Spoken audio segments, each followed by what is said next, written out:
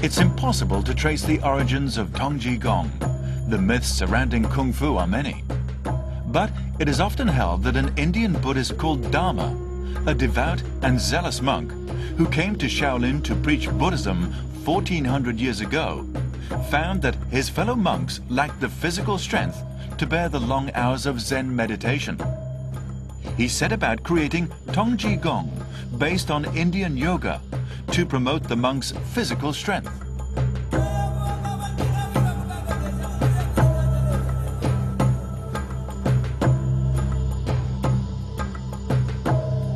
Another legend says that 700 years ago, a Shaolin Buddhist chief invited the country's best fighters to Shaolin to exchange their ideas about martial arts.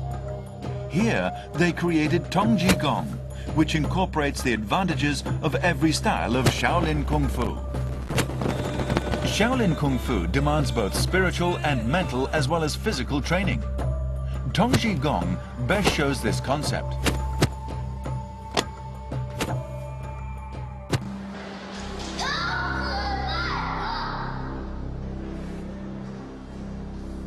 Tongji Gong is divided into basic and advanced levels.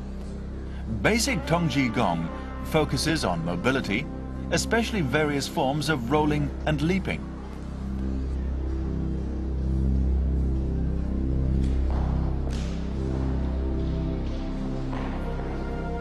It requires great flexibility of tendons and joints, which is why 5 to 6-year-old boys are at the best age to practice this skill.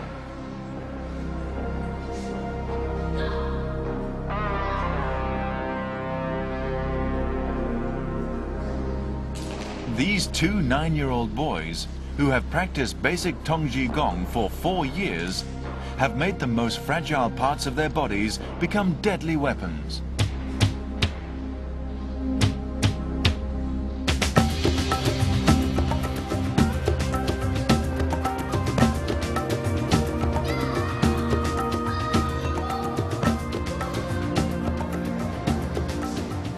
Those who have mastered basic Tongji Gong may move on to advanced Tongji Gong when they are older.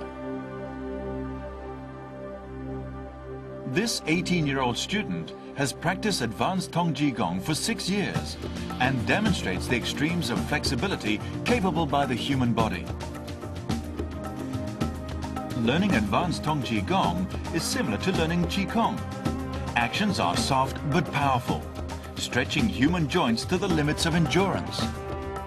A master of advanced Tongji Gong can bend his limbs to seemingly impossible angles.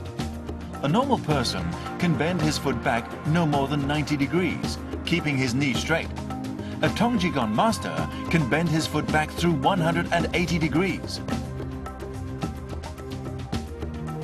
So how does this extraordinary flexibility help with Kung Fu?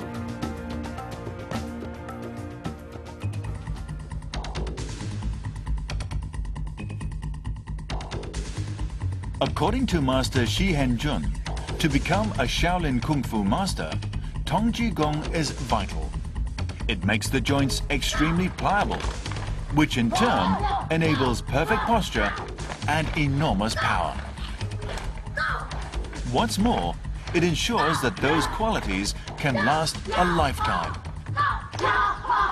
不练童子功，从半路上18、19岁开始练这个功法，然后你到了一定的年龄，比方说到50岁、60岁，你本身的武功慢慢的就退化了。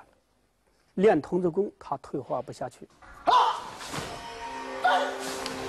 But why should a Buddhist monk wish to practice Kung Fu in the first place?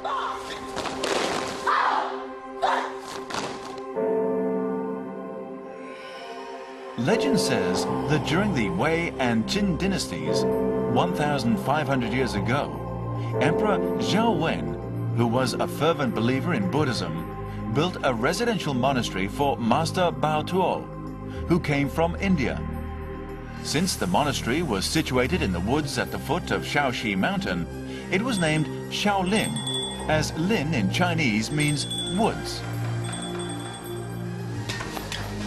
But the monastery was in a remote mountain area, and its inhabitants were prone to attack by wild animals and bandits.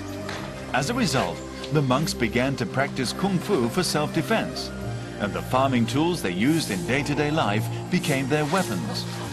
There was little training equipment in the mountains, and so techniques were developed that utilized what basic items they had.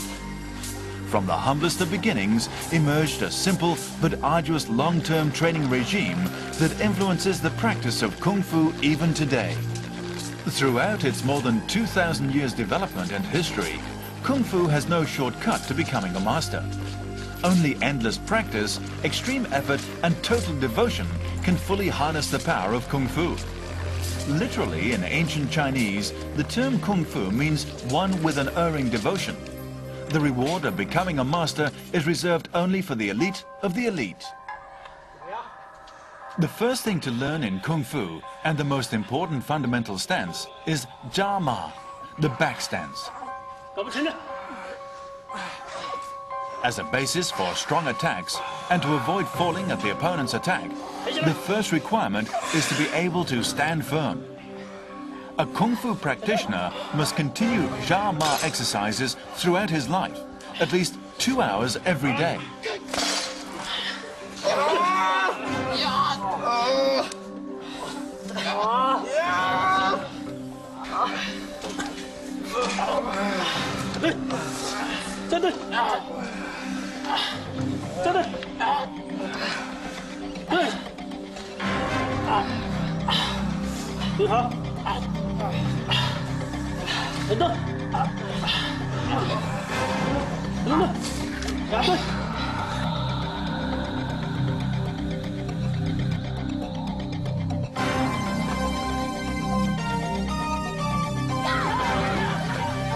Slapping water develops mental toughness.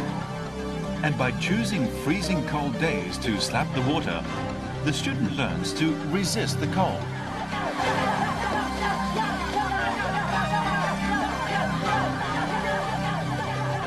Willpower is more important than physical condition, reflecting the central aim of kung fu, to train both one's mental and physical power.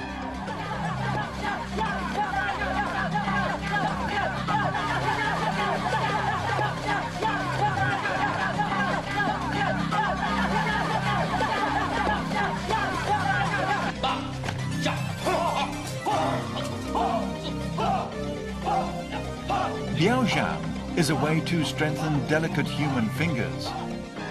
The many nerves in the fingers make them extremely sensitive to pain and therefore weak.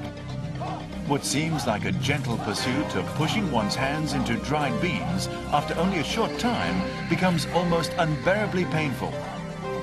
For the kung fu devotee, it is a pain that must be borne regularly and for up to an hour at a time until the fingers are strengthened and the pain is controlled.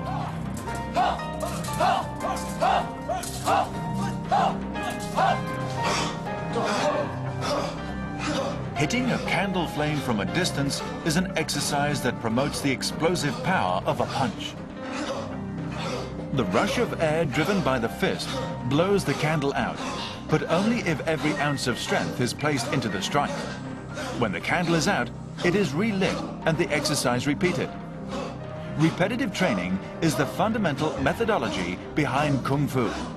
Repeat, repeat, and repeat again until your action is second nature. 要通过自己的刻苦努力锻炼呢，因为少林拳是学无止境的。少林拳就像是佛教里边的大藏经，任何一个人一生的经历，他是学不完的。